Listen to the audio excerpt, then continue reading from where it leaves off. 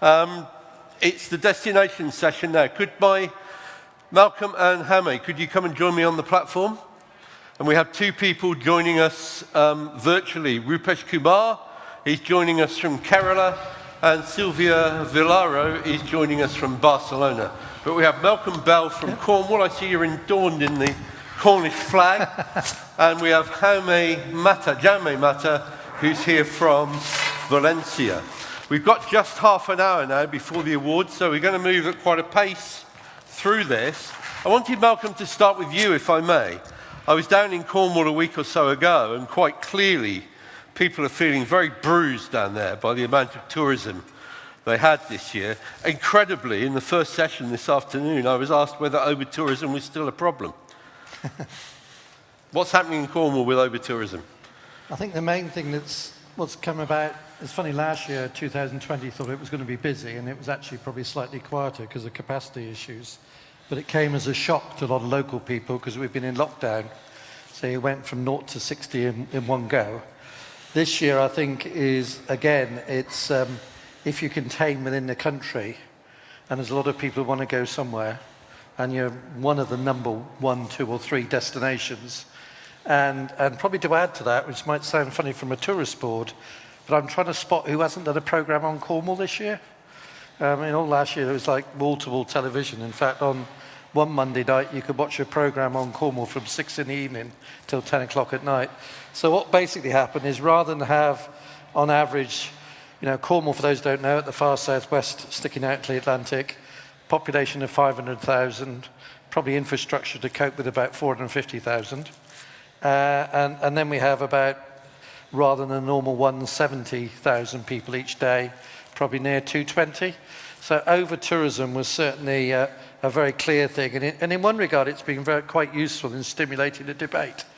Because I think what it's shown is if we don't do something about managing and leading tourism development, then what we had this year will be the norm.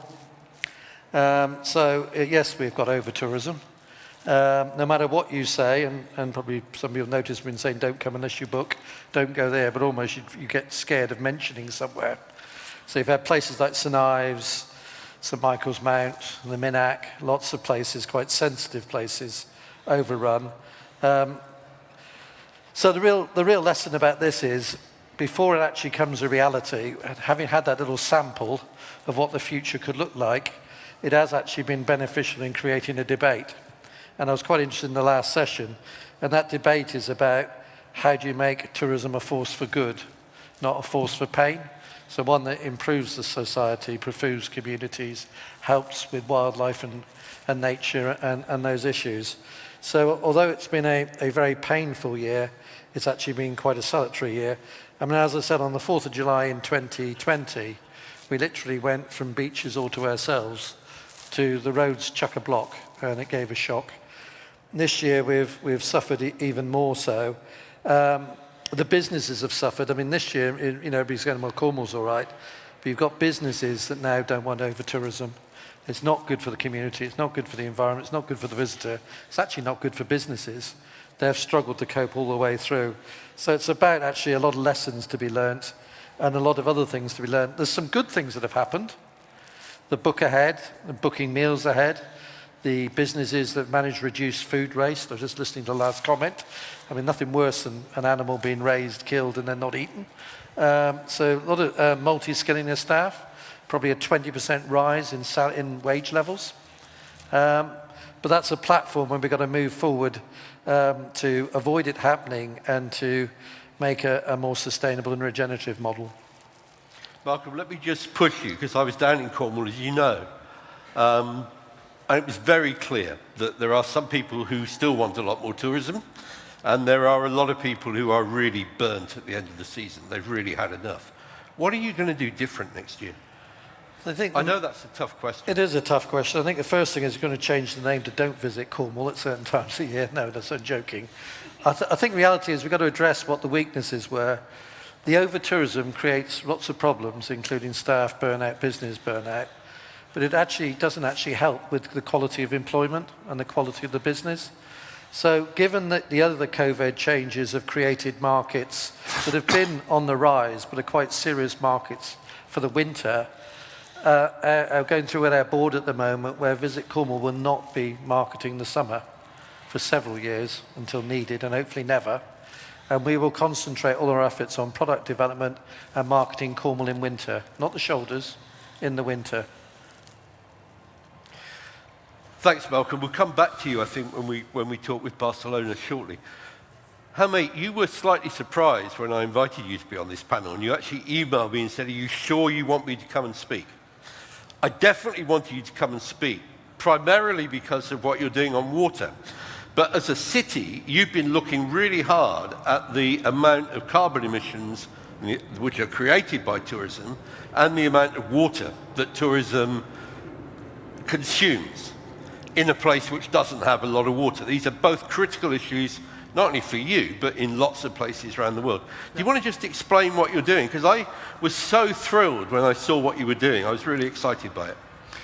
Right. Well, when we started thinking about how to apply, how to become more sustainable, we were learning, we were creating networks, we were trying to contact others, to follow other leaders, and to learn. We started with a European project about water efficiency management, how to use it more properly in the Mediterranean, Italy, Spain, France, etc. So in that moment, we made a partnership with our water management company and the experts on sustainable management of this kind of resources. And they said, well, why don't we try to apply our knowledge, our technology, what we do for our plants to the city, how to evolve it, to manage, to measure the footprint of tourism. So we say, okay, that's the best thing we can do to get aligned with our city. Just declared the climate emergency. So we decided, okay, that's the way we can try to make some steps forward. And in the year 20, they started calculating the carbon footprint in the 3 scopes.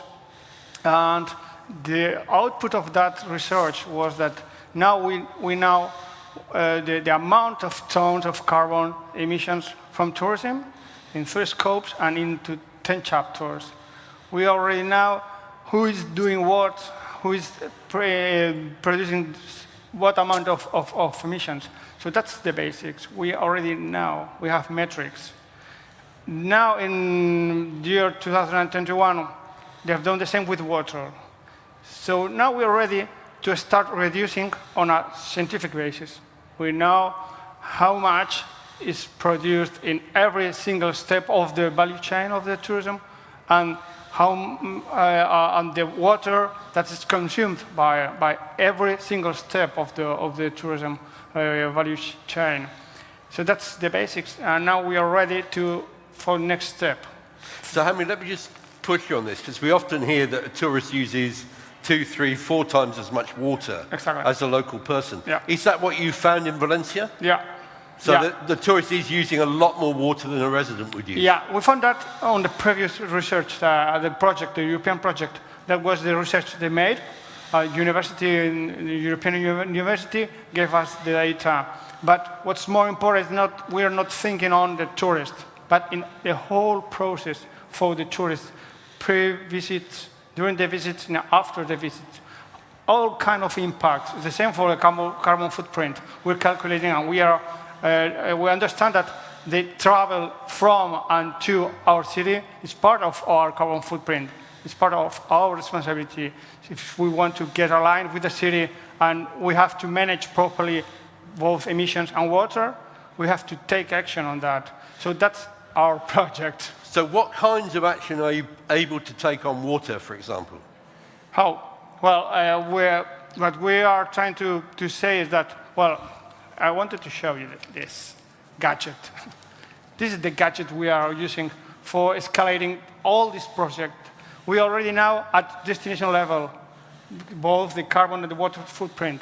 We are trying to use this label, which is based on is a crypto label, so based on blockchain. So with this chip, we are interrelating. Every single manager can upload their emissions and the water consumption in the system. And that's the way that we, with an app, the tourists can interact and can know their impact on the city. Is that going to change the attitude to the residents, the citizens of Valencia to tourism? That's what we're looking for. We're trying to get them the knowledge. Your impact is that amount, you have to reduce it, and you can help us to compensate. You can help us to create some carbon sinks in the city, in our territory, or you can help us with, well, their legacy will be neutral, so the circle will be closed, I think. Thanks very much indeed, Jaime. I think we'll come back to this. Sylvia, could we come to you in Barcelona? You're, I think, at the city government in Barcelona. Sorry? You work for the city government in Barcelona? Yeah. And I'm a technician in the city hall, in city government, yeah. I'm delighted that you could join us this afternoon. Could you just explain what Check Barcelona is trying to do? Because I think it's an extraordinary new development that's come out of Barcelona in the last, 6 months? Since the beginning of the pandemic, Barcelona has been developing an app with progressive web app technology with the aim of communicating information on health, civic recommendations to visitors, as well as the best way to make visits safely, avoiding crowds and queues. So last May, Barcelona presented the Check Barcelona app to manage the visit flows of the different spaces of interest and to increase security and improve the tourist experience. Check Barcelona aims to provide visitors with a tool that allows them to check in real time how busy different sites are and to manage their booking following the safety protocols and establish visitor numbers that are in place. This means that by optimizing the visit, we increase the customer satisfaction and improve the management of tourist sites and attractions that usually have high visitor numbers. Updated information about the safety protocols, mobility, and other aspects also contributes to the safety of the visit. Check Barcelona is free of charge and aims to avoid congestion in the different tourist areas by offering other alternative visits. It works as a virtual guide to the city and its metropolitan and provincial surroundings, offering real-time data on the flow of visitors to monuments, public spaces, beaches, parking lots, and other places of tourist interest.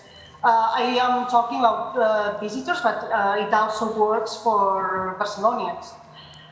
Check Barcelona shows updated information on the security protocols of each space, transport or car park, and allows searches of proximity or affinity according to a thematic. And in a COVID-19 context, when security measures has taken a lot of relevance, Check Barcelona allows us to manage visits times and spaces with less influx, increasing security and at the same time improving the visitor experience. And as far as I know, Check Barcelona is the first application at European level that integrates different repositories to manage visitor flows, aimed at increasing the quality of the offer and the visitor experience. It offers the possibility of making a reservation for a visit, obtaining information on transport, access or parking, and informs about the security protocols implemented in each of the spaces. It allows you to know the degree of occupancy of approximately 280 facilities and make reservation and purchase tickets at the moment without having to queue.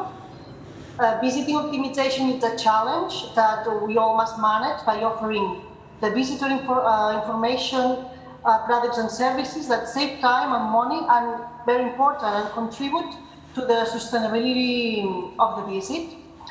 Check Barcelona is expected to gradually incorporate newer spaces in the city, together with a heat map of the influx of people on public roads.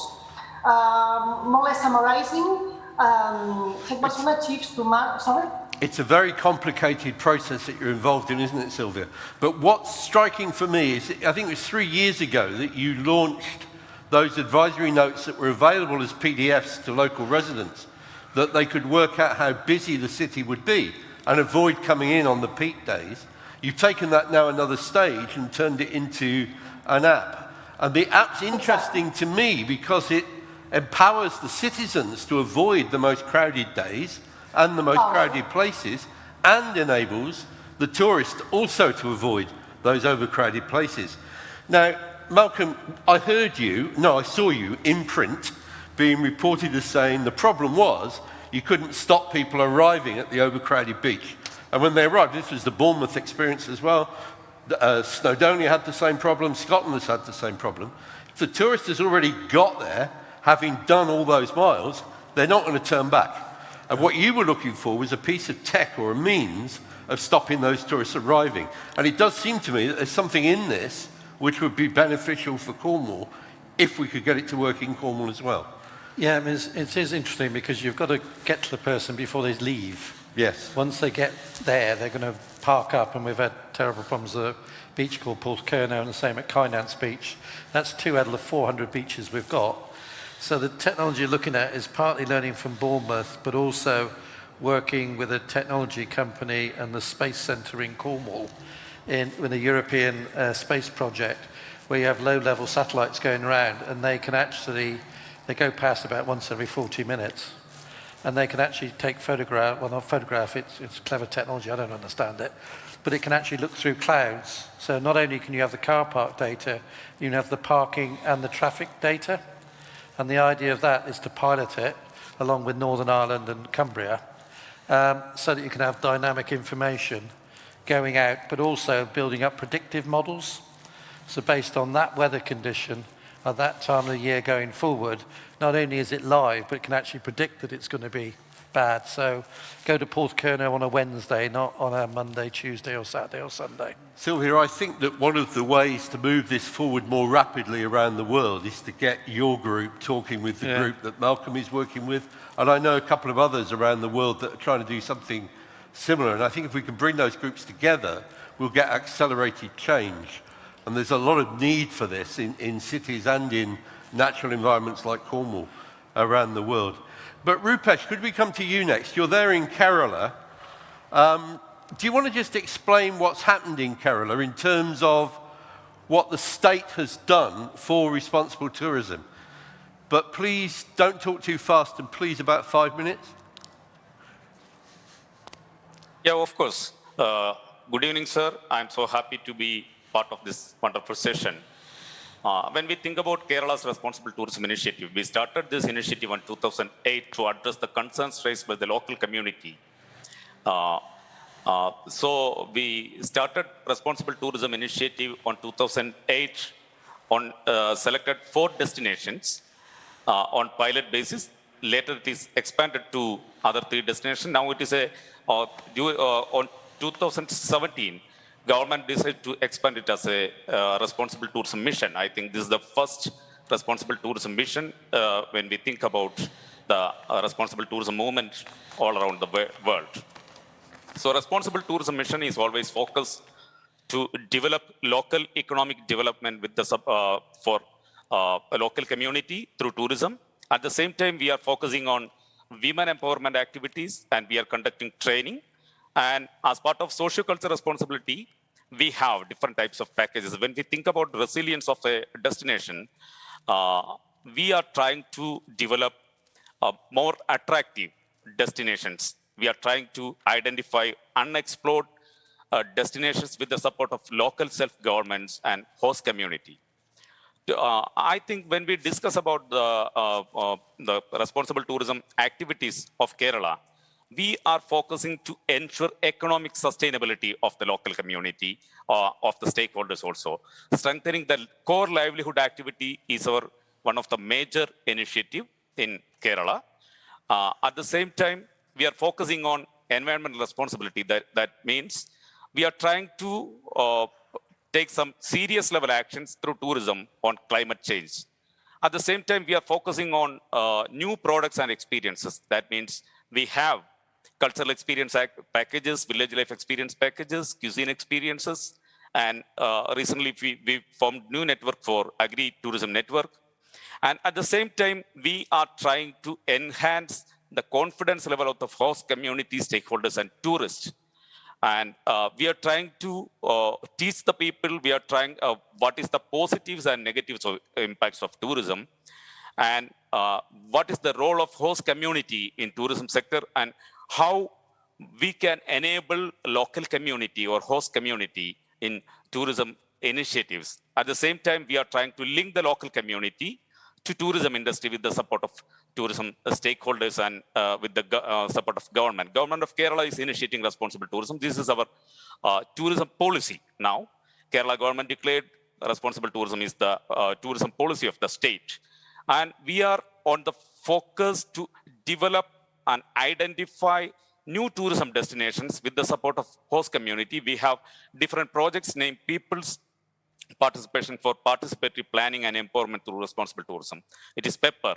And now we declared street project, and we have model responsible tourism village project also. All these projects are driving by the local self-governments. Actually, before starting responsible tourism in Kerala, there were some types of agitations and some types of conflicts in between local community and tourism industry. After the formation of responsible tourism mission and the project implemented in Kerala,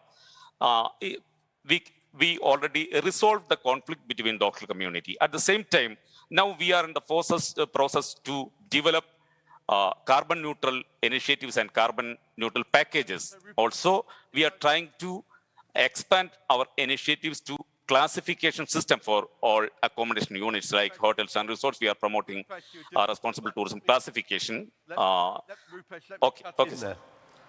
me cut in there. I wanted to make a connection, Malcolm, with the experience that you've had in Cornwall, because what's interesting about the Kerala experience is it really began with a community rebellion against tourism, in the same way that it did in Barcelona with the elections in, I think it's 2014-15, when again it became a major political issue. That hasn't yet happened in Cornwall.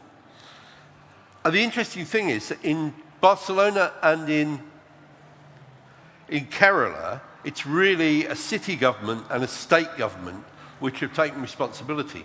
In Cornwall, you were part, when you were visiting Cornwall, you were part of the local council. You're now effectively a standalone, self-financed CIO, virtually a charity trying to do this work. Do you think you can do it from that governance base? I think you can certainly be the voice. In terms of the execution, it's a lot bigger challenge. So for instance, on the community, the host community, 2012 we did a community attitude study. We did one in April and May this year, which is very interesting about comparing the two. At one level, you could say it hasn't changed much, which was that when people asked the golden question as overall, given everything, is tourism good for the area? It was 89% of the population agreed with that statement, 2012, and it was only down to 83.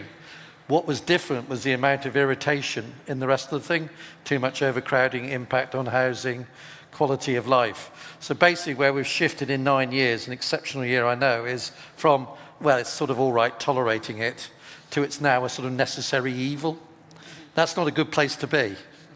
We've got to move back to not tolerate, but even understand. So I think that's where we're being the advocate to say we do need destination leadership, effective destination management. We've got to shift to sustainable and regenerative tourism. We've got to tackle all the issues, and the clock is running against us. What are the other similarities between Barcelona and your experience in Cornwall? This doesn't really apply so much in Kerala, is the problem of second homes. Now, the city authorities in Barcelona have been very successful in identifying where the Airbnbs and the other peer-to-peer lettings are, and you've managed to regulate and tax those. That's a bigger challenge in Cornwall, isn't it? You're still a long way. Plus, you've got the problem of people actually choosing to come and live in Cornwall when they retire, increasing the burden on the infrastructure of the county. I think that's one of the things that's moving politically, and even Conservative MPs and politicians are now backing what we've been pushing for, which is compulsory registration. Every business must be registered, so you know. But also actually looking, when you got that data, of actually planning regulation, that you can buy a home, but you can only let it out with planning permission. And if there are too many second let homes in an area, then planning permission would be denied. That's an agenda we haven't had 2 years ago. And it's a sensible agenda because the visitor wants to come and see a living community. They don't want to come to a community where the vast majority are empty homes in the winter and people from outside in the summer. One of the things I'm hoping that we can do, Sylvia, through the Platform for Change is to enable the sharing of this kind of experience between the different authorities which have been successfully managing it. And Hami, that's why I'm particularly excited, because I think you're the only people trying to manage water at that kind of level. And that's clearly going to be a critical issue, both in terms of flooding and drought moving forward. Rupesh, I wanted to come back to you, because one of the things which I know Dr. Venu was very worried about as we face the first change of government in Kerala, the government changes roughly every 5 years. And he was really worried when the first change came that the Responsible Tourism Mission might be wound up. But in fact, you've now been through, I think, 4 changes of government in Kerala, and the Responsible Tourism Mission just keeps on growing. Yeah, actually, in all elections, there is a change in governments when we think about the Kerala politics. But fortunately, this year, it doesn't happen. It did not happen. Now, this is a continuation of the previous government. But when we started this initiative in 2008, after the implementation of 3 years, the government changed. But in Kerala, there is a strong root for responsible tourism activities because panchayat, local self-governments, we have a 3-tier system of panchayat raj or local self-governments. So there is a strong root for responsible tourism activities, and we are doing all tourism activities with the support of local self-governments.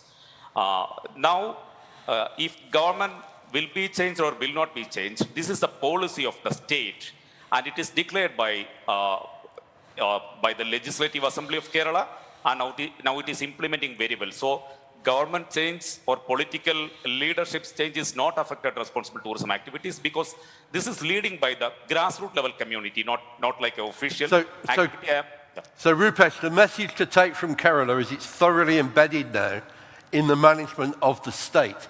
And Sylvia, I think that's the case in Barcelona, isn't it? A change of government now wouldn't really change the technical work that's been done in managing tourism in the city. For the last years we have been working very hard in facing our tourism. Nowadays it's like crazy speaking about our tourism, but we have done a lot of work in different aspects. We have worked on everything about governance. We have worked very hard in data because we think that big data and real-time information is crucial to manage overcrowding.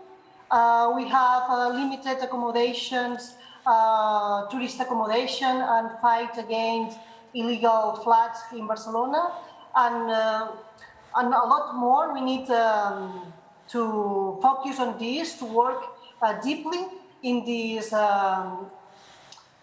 line. At the end, sustainability is not something for a day. We need to do it from 2011, and it needed a lot of time to look after the impact of these actions. Jami, I'm assuming from what you're saying that actually this is now thoroughly embedded in the politics of Valencia. Yeah. This is not going to cease. It's going to be technical work that continues and will presumably affect the planning of the city in terms of how much tourism you want to have in Valencia. Exactly. What we're trying to do is to get aligned. As Malcolm said, tourism is for good. It's a tool for recovery for our society. So we have to demonstrate that we are aligned with their ambitions. Our city wants to become a neutral carbon city. So tourism is provoking 1.3 million tons. So we have to add our effort to the city to get aligned with the community. If we are talking about mobility, for instance, if we're closing streets, but on the other side we have tourists going on around on cruise ships, they're stopping, all the planes arriving without any control, we are going against our city. Sadly, you're not alone in having that problem, are you? Virtually every city in the Mediterranean has that problem. Yep. Malcolm, I want to come to you finally. Are you optimistic about getting to grips with the problems that Cornwall faces? Because they're large problems and they're not going to go away, are they? Yeah, I am actually, because of this year, because it has been a showcase of where we're sleepwalking to, although lots of people have been saying about it for a long time. The other challenge for a peninsula is it's one of the fastest growing regions in Cornwall, so in the country. So although it might not sound a lot, an extra 50,000, that's another 10% population. That means your visitation in the summer cannot carry on at the same. So we've got to address it as part of the global spatial and social planning. Can't be in isolation. And the other thing I always say to people is, do you want to end up with the tourism you want or the tourism you'll end up with? Because it's going to happen. Doing nothing is a dangerous strategy.